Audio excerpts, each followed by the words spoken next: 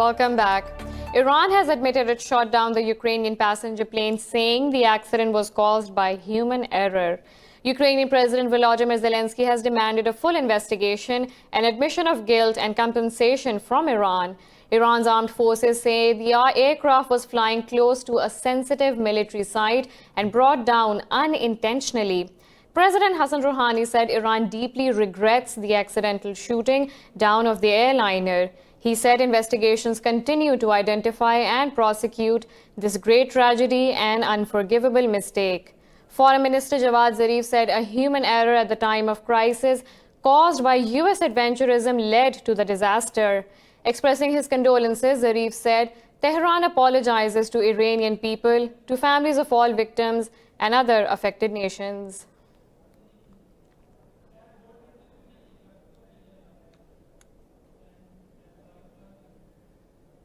For more on this, we are joined by Mahmoud Kasoori, former Foreign Minister of Pakistan.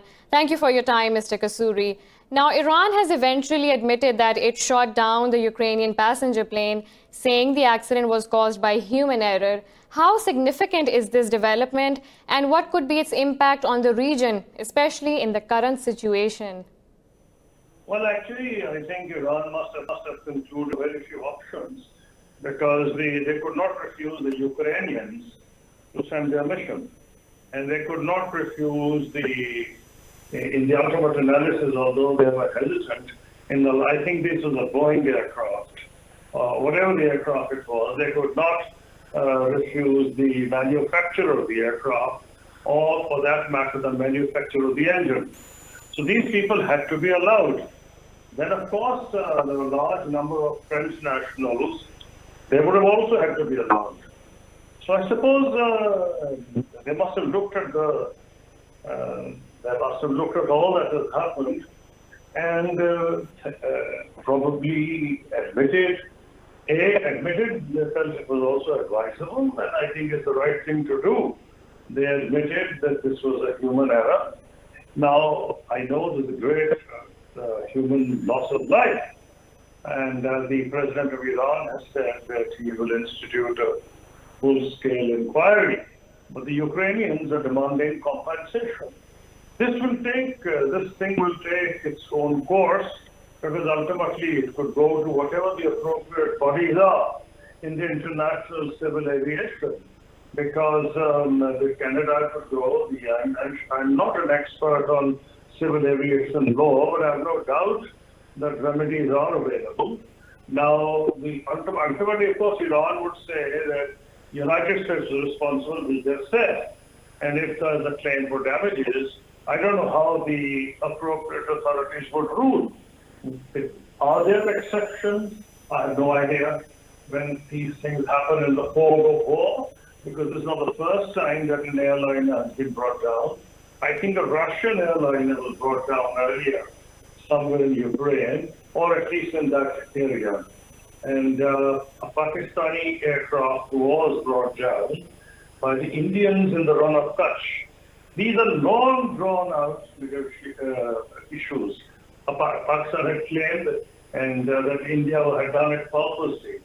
But anyway, I can't give you a more accurate response than this, because this will have to play itself out. Now, as far as the ramifications that you talk of are concerned, the ramifications have more to do with what the United States did and how Iran responded. U.S. killed General Qasem Osmani, and Iran responded, I think, almost the very next day by launching attacks to long-range guided missiles, ballistic guided missiles, on 2 American bases. It's unimportant how many people were killed or were not killed, because as you remember, in the last Pakistan-India confrontation, Pakistan Army deliberately did not kill Indians. It launched a missile, did not cross the LOC, and it launched missiles in areas where there would be no loss to human life. It wanted to make the point that if it wanted, it could do it.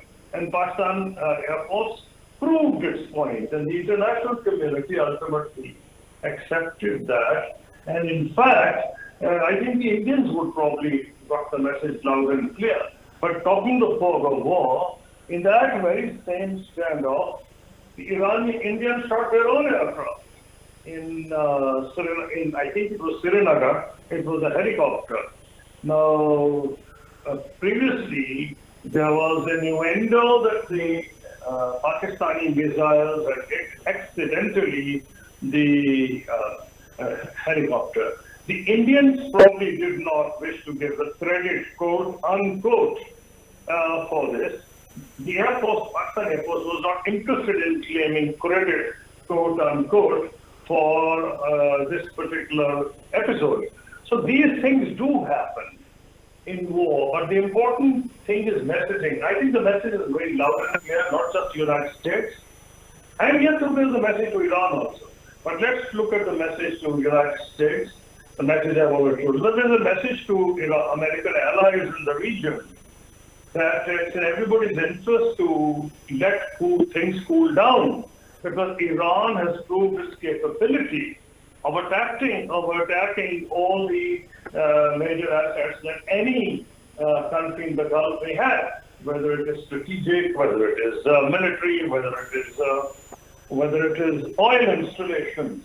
So I think it's a good thing both countries have decided to cool down. This is going to be a period of reflection, and I hope they won't rush into the next mistake. Though my fear is that unless both learn their respective lessons. So what's the lesson for Iran? Iran has proved its point, made its point, but Iran has paid a very heavy price in terms of sanctions. And there were demonstrations in Iran earlier regarding prices, and I think a 50% tax was imposed on gasoline. So all these things have to be factored in. So Iran has paid a big price. Is it prepared to continue to pay the same price? But in the ultimate analysis, my own point of view is that Iran will not just surrender. Iran will not show the white flag. So there's an opportunity for the Americans to now try and convert this particular episode into an opportunity and try and do something regarding the Iranian nuclear issue, which was the cause of the whole episode initially. It's President Trump who walked out of it. The JCPO was concluded by Iran, P5 and plus Germany, which meant that it is the United States that walked out of an agreement that President Obama, the predecessor of President Trump, was a party to. So now everybody has to rethink. So, but I'm only happy that the next escalatory step has not been taken, and the escalation ladder has, at least for the time being, been prevented from going higher. But this is a cooling period. We must take advantage of it. Otherwise, there could be a mistake 6 months down the road, and we do not know whether it will be that easily controlled. Now, Mr. Kasoori, as you rightly said, that the situation will itself play out. Now that Iran's President Hassan Rouhani has called it a great tragedy and unforgivable mistake, in your opinion, after this admission, do you think that the international community will remain skeptical of Iran and question its motives for the accident? No, I don't think it will question its motives. I don't think at all. Even President Trump has not questioned its motives. They are saying it was a mistake. I think President Trump said it directly. Nobody in his right mind would think that Iran would target an aircraft which has just taken off Tehran airport, half of whom were probably Canadian Iranians. Why would Iran attack them? There will be no motive. It was a mistake. We should accept that. Thank you, Mahmoud Kasoori, former Foreign Minister of Pakistan, for joining us. Now, more on this escalating tension in the region. EU foreign ministers have backed away from any immediate response to Iran's decision to intensify its enrichment of uranium. However, the US has imposed new sanctions on Tehran. More in this report. Fearing an open conflict between Iran and the US, EU foreign ministers held a rare emergency meeting to call for calm. In the meeting, the bloc repeated their call for Tehran to respect the limits of a 2015 nuclear arms control accord. EU Foreign Policy Chief Josep Borrell said the region cannot afford another war and called for an urgent de-escalation. Borrell said the EU wants to ease tensions by reaffirming the bloc's commitment to preserve the Joint Comprehensive Plan of Action. We regret that the United States decided to withdraw unilaterally from this agreement. And we do whatever we can. Instead, it's one of the tools that we are building in order to allow a continuous economic transaction with Iraq. That's true that until now it hasn't worked, not yet. Meanwhile, the U.S. Treasury Department has imposed more sanctions on Iran in retaliation for its missile attack on U.S. forces in Iraq this week. The targets of the sanctions include senior officials and manufacturing, mining, and textile sectors. The sanctions were announced by U.S. Treasury Secretary Steven Mnuchin in an appearance at the White House, alongside U.S. Secretary of State Mike Pompeo. First, the President is issuing an executive order authorizing the imposition of additional sanctions against any individual owning, operating, trading with, or assisting sectors of the Iranian economy, including construction, manufacturing, textiles, and mining.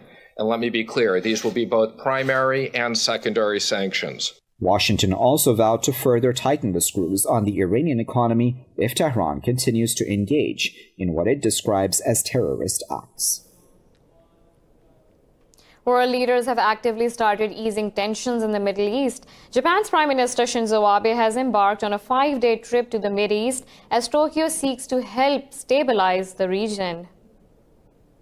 Cabinet Secretary Yoshihide Suga said Abe will go to Saudi Arabia, the UAE, and Oman for talks with their leaders. During the trip, Abe will brief leaders of the three countries on the deployment of Japanese self-defense forces to the Middle East. Earlier, 2 Japanese patrol planes left Okinawa for the Middle East as Tokyo's first long-term intelligence gathering mission abroad. Meanwhile, German Chancellor Angela Merkel is also arriving in Moscow today to hold talks with Russia's President Vladimir Putin. The Kremlin said both the leaders will discuss global issues, including the escalation in the Middle East and the situation in Syria and Libya. The Kremlin said talks will also include resolving conflict in Ukraine based on agreements reached on the Normandy summit in December. The U.S. has accused the Russian Navy of aggressive actions in the Arabian Sea after one of its ships came dangerously close to a U.S. Navy destroyer. In a statement, the U.S. Navy said the Russian ship ignored collision warning blasts from the U.S. frigate. It said the Russian vessel initially refused, but ultimately turned away, narrowly averting a collision. The Russian Defense Ministry has denied the allegation, saying it was the U.S. destroyer that blatantly violated international rules.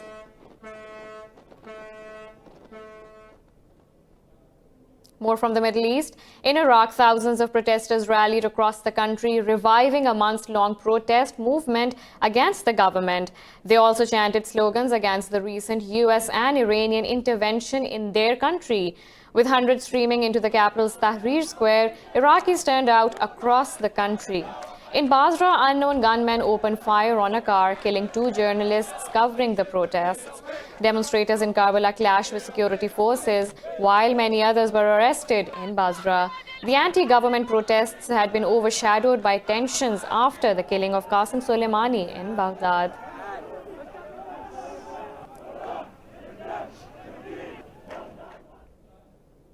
The UN Security Council has voted to renew cross-border aid to Syria, but halve the program to avoid a Russian veto.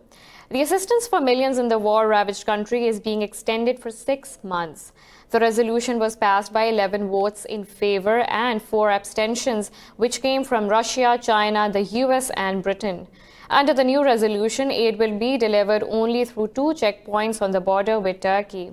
Belgium and France expressed disappointment at the reduction of humanitarian aid. U.S. Ambassador Kelly Craft said Russia will be responsible for deaths in Syria because of the lack of assistance. Earlier in December, Russia vetoed a proposal to extend aid for a year from 3 crossings. The leader of Oman, Sultan Qaboos bin Said Al Said, has died after ruling the country for 49 years. His cousin Haytham bin Tariq Al Said has been sworn in as the new royal ruler. A 3-day period of mourning has been declared in the country. Leaders across the world have expressed their condolences on the Sultan's demise. Pakistan's Prime Minister Imran Khan said Qaboos was a visionary leader and transformed Muscat into a vibrant state. Abu Dhabi Crown Prince Sheikh Mohammed bin Zayed said Oman, the Arab and Islamic world have lost a wise leader. US Embassy in Oman said Sultan's steadfast leadership embodied his sincerity, tolerance and deep love for the country. Sultan Qaboos was unmarried and had no heir or designated successor. The 79-year-old monarch had ruled the Sultanate since 1970 after deposing his father in a bloodless coup with British support. He transformed Oman into a modern state and was the Arab world's longest reigning leader. Last month, Qaboos returned home after undergoing medical checks and treatment in Belgium. We have a lot more coming up right after this short break, so stay tuned.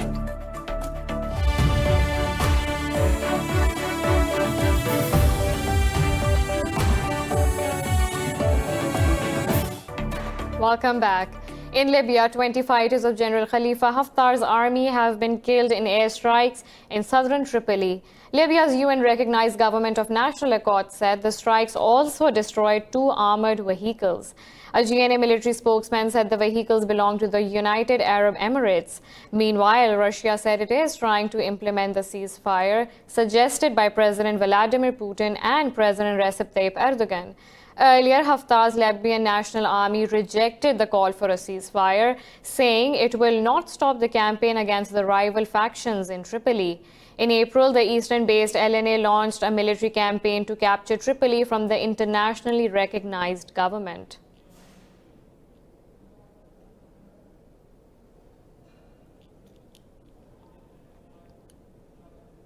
Despite massive protests, the Indian government has issued a notification stating the Citizenship Act has come into effect. The anti-Muslim law caused a strong stir across the country as 27 people died protesting against it. In a notification, the Home Affairs Ministry said under Section 1 of Citizenship Amendment Act 2019, the law has come into force. Under the law, the citizenship will be given to prosecuted religious minorities except Muslims. The law, presented by Home Affairs Minister Amit Shah, was passed by the Parliament on 11th December. 3 major states, West Bengal, Punjab and Kerala, have already refused to implement the controversial act. Meanwhile, thousands of people took to the streets in Hyderabad to protest against the new citizenship law. Similar protests were staged in the cities of Kochi and Kolkata. In India, 20 passengers have died and 21 others were injured after a bus burst into flames in Uttar Pradesh state. Police say the double-decker bus caught fire after a head-on collision with a truck on the highway near the city of Kanauji. It said 46 passengers were on board the bus when the accident happened. Officials say only 10 to 12 passengers escaped the burning bus, while others were unable to escape. Now from the U.S., whose House Speaker Nancy Pelosi says she will submit articles of impeachment against President Donald Trump to the Senate next week. Pelosi's letter means the Senate impeachment trial could begin as soon as next week. This ends a prolonged standoff with Republicans over terms of the president's trial. In December last year, the House charged Trump with abuse of power and obstructing Congress. In Taiwan, counting is underway after millions of people voted to elect a new president. Tsai Ing-wen is not in favor of closer ties with Beijing, while her main rival Han Kuo-yu promises to ease tensions with China. Elections for Taiwan's legislature, where Tsai's party held a majority, are also taking place.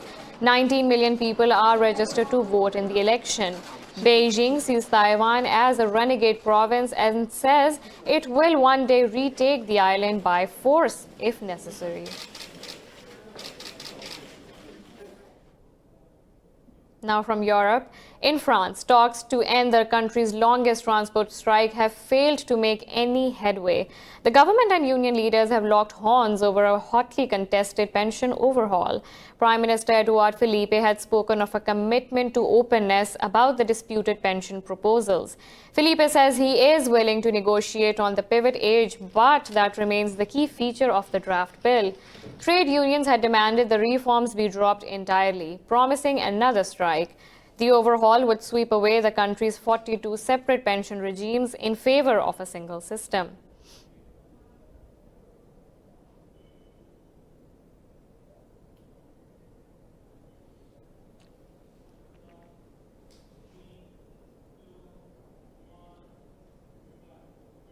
Chinese authorities have reported the first death from an outbreak of a new pneumonia virus.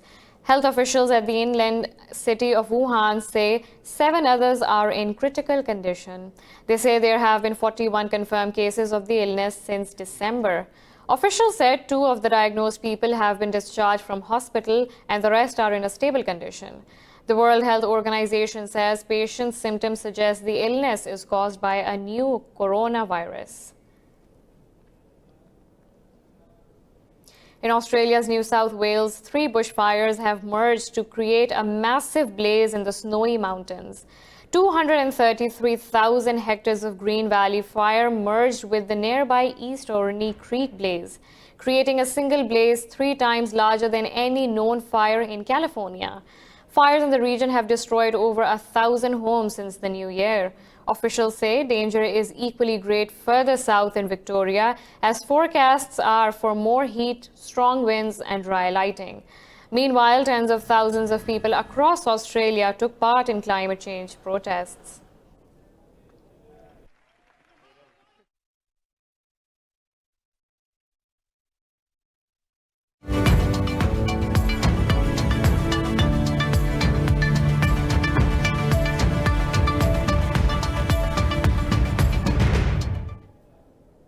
The U.S. Federal Aviation Administration could levy a $5.4 million fine against Boeing for faulty wing parts on dozens of 737 MAX planes. The aircraft have been grounded worldwide since March after 2 fatal crashes. Boeing says former Chief Executive Dennis Muilenburg, who was criticized for his handling of the crisis, will receive no severance package. The company said Muilenburg left Boeing with stock options and other assets worth $80 million. Dave Calhoun, who had been serving as chairman of Boeing since October, will assume the position of CEO on Monday.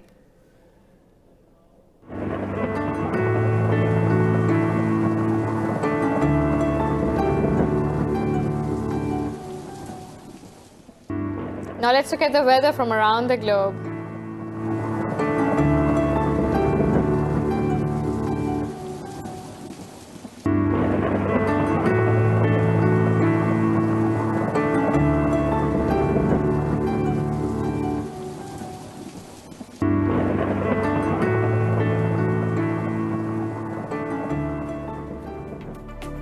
This is all for now. For the latest updates, you can follow us on social media at indus.news.